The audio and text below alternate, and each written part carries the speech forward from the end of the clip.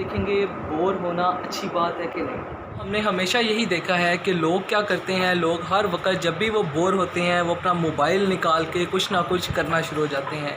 तो इस तरह से हम जो इस सदी में रह रहे हैं हम कम ही बोर होते हैं। ज़्यादा जब हम बोर होते हैं हम यूट्यूब चला लेते हैं या अपने मोबाइल को पकड़ लेते हैं। तो इस तरह हार्वर्ड और से वर्जीनिया यूनिवर्सिटी में ये एक्सपेरिमेंट मुनक्किद किया गया। स्टार्टिंग में जब उनको कहा गया कि बटन दबाओ तो ये बटन दबाने में बहुत ज़्यादा नारज़ामंद थे। लेकिन जैसे ही उसको एक कमरे में बंद किया गया तो उसके पास सिर्फ ये ऑप्शन थी कि वो या फिर बोर होता या फिर वो अपने शौक़ को लगा लेता।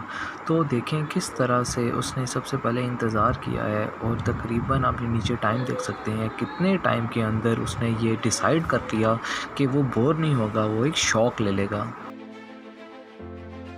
तो इस तरह से उन लोगों को जब हमने बोर रखा गया तो उन्होंने एक बटन को प्रेस करना की ज़्यादा तरजीह दी जो उनको शौक़ देता था।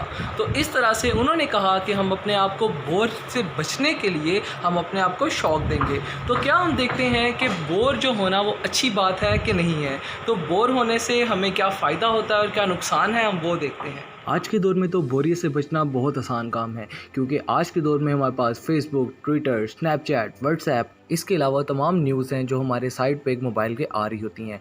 तो हर वो बंदा जो ट्रैफिक लाइट पे रुका होता है, जो गाड़ी चला रहा होता है, तो इस तरह से ये न्यूज़ फीड बार बार चेक करता रहता है बोरियत से दूर रहने के लिए। और कोई भी जगह ऐसी नहीं है जहाँ पे मोबाइल यूज़ नहीं किया जाता। तो ये जो हम बोर होने से बच रहे हैं, तो क्या इस चीज़ से हम कोई चीज़ खो रहे हैं? तो जब आप बोर होते हैं आपकी अटेंशन किसी एक तरफ नहीं होती, आप क्या फ्री माइंड सोच रहे होते हैं। साइंटिफिक रिसर्च से ये पता चला है कि बोर होने की वजह से हमारा माइंड क्रिएटिव हो जाता है। तो साइंसदानों ने क्या किया, उनके जो पार्टिसिपेंट थे उनको सबसे पहले बोर किया।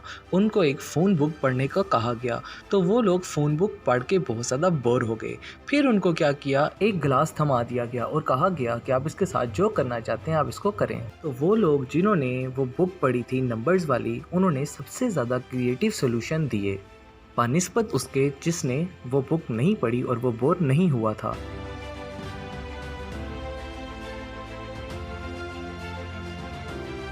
तो बोर होने का ये भी फ़ायदा है कि हमें पता चलता है कि फ़लाँ चीज़ हमारे लिए नहीं है, तो आपके इस चीज़ से इंटरेस्ट भी ज़ाहिर होते हैं। तो ये इंटरेस्ट आपके आगे जो लाइफ गोल्स हैं, जो आप बनना चाहते हैं और जो आप करना चाहते हैं, उसको बताने के लिए भी काम आते हैं। तो इसी तरह से हमारी स्कूलिंग और कॉलेजेस में होता है कि अक्सर चीज़ें जो हमें अच्छी नहीं लग रही होती हम उससे बोर हो रहे होते हैं। तो अक्सर लेक्चर में हमें इतनी ज़्यादा बोरियत होती है कि हमें नींद आना शुरू हो जाती है। तो वो क्या है, वो हमें ऐसी इंडिकेशन है कि ये सब्जेक्ट हमारे लिए नहीं बने और हमारा फ्यूचर में ये होगा कि ये वाले सब्जेक्ट हमें ना आए। तो इस तरह से बोर्डम हमें बताता है कि कौन सी चीज़ हमारे लिए सूटेबल है और कौन सी चीज़ हम फ्यूचर में पढ़ना चाहते हैं। तो इस वजह से, इस बोर्डम की वजह से ही हमारा ब्रेन इस बारे में सोचता है। तो अगर आप इस बारे में नहीं सोचेंगे, अगर आप इस बोर होने के को गलत समझेंगे, तो क्या होगा, आपकी फ्यूचर प्लानिंग नहीं सही तरह हो सकेगी। तो क्या है, बोर्डम एक अच्छी चीज़ है। के बाद एक और स्टडी की गई। उस स्टडी में उन्होंने इन पार्टिसिपेंट को जिन्होंने ये बटन दबाया था, जो बोर वाले कमरे में बैठे थे, इनको उन्होंने एक सिंपल सा टास्क दिया। उनको एक कमरे में बैठा के एक छोटा सा ग्लास उनको दे दिया। जब उनको ग्लास दिया तो वो लोग जो लोग बहुत ज़्यादा बोर थे उनके पास बड़े ज़्यादा क्रिएटिव आइडियाज़ आए, और वो लोग जिन्होंने बहुत ज़्यादा बोर नहीं थे, उनको क्रिएटिव आइडियाज़ नहीं आए, वो ऐसे ही उन्होंने रख दिए। जब इंसान बोर हो रहा होता है वो अपना मोबाइल खोल के उसके ऊपर काम करना शुरू हो जाता है। तो क्या आप भी मोबाइल यूज़ करते हैं जब आप बोर हो रहे होते हैं? बिल्कुल। तो इस स्टडी से हमें पता लगता है कि जो हमारा ब्रेन है वो, अगर हम बोर होते हैं तो बहुत ज़्यादा हमारे पास क्रिएटिव आइडियाज़ आते हैं। तो क्रिएटिव आइडियाज़ के लिए हमारा बोर होना बहुत ज़्यादा ज़रूरी है। रिसर्च को आगे बढ़ाते हुए उन्होंने ऐसे किया कि वो पार्टिसिपेंट जो कि उस कमरे में बैठे थे जहाँ पे वो बोर हो रहे थे, उनको क्या किया, उनको एक उन्होंने ग्लास पकड़ा दिया। तो वो पार्टिसिपेंट जो बहुत ज़्यादा बोर थे उन्होंने उस ग्लास से क्रिएटिव आइडियाज़ बनाना शुरू हो गए, और वो वाले लोग जो बोर नहीं थे उन्होंने ग्लास को वैसे ही देख के रख दिया।